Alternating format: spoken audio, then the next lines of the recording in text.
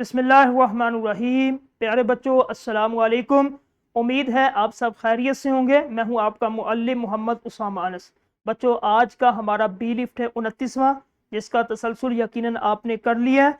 और आज का हमारा काम हासिल ताल्लुम में हमारे पास तवील इबारत को दुरुस्त तलफ़्फ़ुज़ के साथ पढ़ सके, यानी कि पढ़ने का जो हमारे पास आज काम है कि किस तरह हमने इबारत को अच्छे तरीके से पढ़ना है। ठीक है, तो पढ़ने के लिए सबसे पहले आपने क्या करना है, तवील इबारत को बगैर हिचकिचाहट के आपने पढ़ना है। यानी कि कोई आपके पास इबारत है, आपने बगैर जो है वो शर्माए, बगैर झिझके आपने उसको रवानी के साथ पढ़ना है। ठीक है, अल्फाज का दुरुस्त मखरज उसको अदा करना है कि आपने जो भी लफ्ज़ अपनी ज़ुबान से अपने मुंह से निकालना है उसका मखरज आपने सही तरीके से आवाज़, यानी कि बे की क्या आवाज़ है, अलिफ की, काफ की, आ है, ई है या ऊ है, इस तरह की। ठीक है, उसके बाद आपने जुमले के रमूज़े औकाफ, आपने किस जगह पे रुकना है, सकता करना है, खत्मा करना है, थोड़ा ठहरना है, ज्यादा ठहरना है, ये चीजें आपने करनी है। ठीक है, तलफ़्फ़ुज़ की अहमियत, हम क्यों इसको जो है वो तलफ़्फ़ुज़ के साथ इबारत पढ़ना क्यों जरूरी है। गलत तलफ़्फ़ुज़ से मानी जो है बदल जाता है, जैसे ये सामने आपके लिखा हुआ अलम है और इल्म है। ठीक है, अब आइन के नीचे अगर हमने जेर लगाई, ठीक है, तो इसका मानी जो है बदल जाएगा, जिसका माना होगा समझना, यानी कि सीखना। तो अगर हम आइन के ऊपर जबर लगा देंगे तो इसका माना क्या होगा, झंडा। ठीक है, अलम का मतलब होता है झंडा।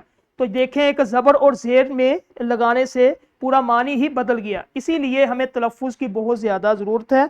हम अगर तलफ़्फ़ुज़ के साथ उस लफ्ज़ को या उस इबारत को सही नहीं पढ़ेंगे तो इस तरह हमें कई गलतियों का सामना करना पड़ेगा। ठीक है, दूसरे नंबर पे दुरुस्त तलफ़्फ़ुज़ से एतमाद पैदा होता है। अगर हम इसको गलत पढ़ेंगे, हमें खुद पता होगा मैं गलत जो है ना इसको अदा कर रहा हूँ।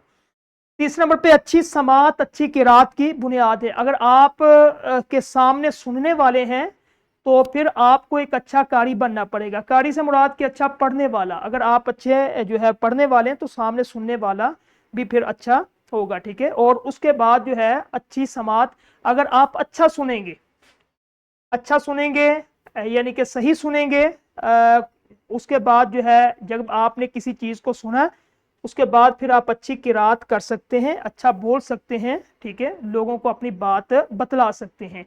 तवील इबारत पढ़ने का उसूल, सबसे पहले आप क्या करें कि इबारत पर सरसरी नजर डालें, एक दफा आप उसको देखें, उसके अंदर मुश्किल अल्फाज को हिस्सों में तकसीम कर लें, और तीसरे नंबर पे सांस की तरतीब और ठहराव का ख्याल करें, और इस तरह आप उसको पढ़ते जाएं। एक इबारत है, इसको मैं पढ़ता हूं, इसी तरह क्लास के अंदर जो मुतअल्लिका असातिज़ा एक पैराग्राफ पढ़ेगा, फिर हर एक बच्चे से एक एक पैराग्राफ मुकम्मल ये सबक की रवानी के साथ, तलफ़्फ़ुज़ के साथ, दुरुस्त के तलफ़्फ़ुज़ के साथ इसको, और जहां जहां वो गलती करे आपने उसको बतलाना है। ठीक है, ये एक इबारत में पढ़ता हूं।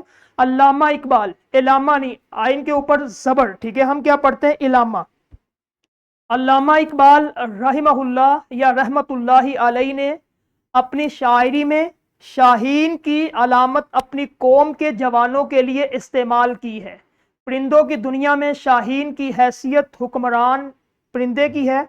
अल्लामा इकबाल रहमतुल्लाहि अलैहि इस अलामत को क्यों इस्तेमाल करते हैं, और वो इस परिंदे के हवाले से अपने नौजवान में क्या खूबियां देखना चाहते हैं, इसे समझने के लिए बाले जिब्रील में शाहीन के नाम से मौजूद नज्म को पढ़ना चाहिए। इस नज्म के हर शेर में अल्लामा इकबाल रहमतुल्लाहि अलैहि ने शाहीन की एक खूबी बयान की है, और यही वो खूबियां हैं जो दरअसल वो अपने नौजवानों में देखना चाहते हैं। किया मैंने इस खाकदां से किनारा, जहां रिज़्क़ का नाम है आबो दाना, बियाबां की खलवत खुश आती है मुझको, अजल से है फितरत मेरी राहिबाना, हमामो कबूतर का भूखा नहीं मैं, कि है जिंदगी बाज की जाहिदाना, झपटना पलटना पलट कर झपटना, लहू गर्म रखने का है एक बहाना। इसी तरह क्लास में जो टीचर है वो एक पढ़ के सुनाए, और उसके बाद आपने ये मुकम्मल सरगर्मी जो है वो करनी है, पढ़ने की है, मुकम्मल सबक पढ़ेंगे। उसके बाद तदरीसी जांच और निखार के लिए घर से काम दे दें। तो आज का हमारा पढ़ने की सलाहियत ख़त्म हुई। इंशाल्लाह कल एक नए लेक्चर के साथ मिलेंगे। अस्सलामु अलैकुम।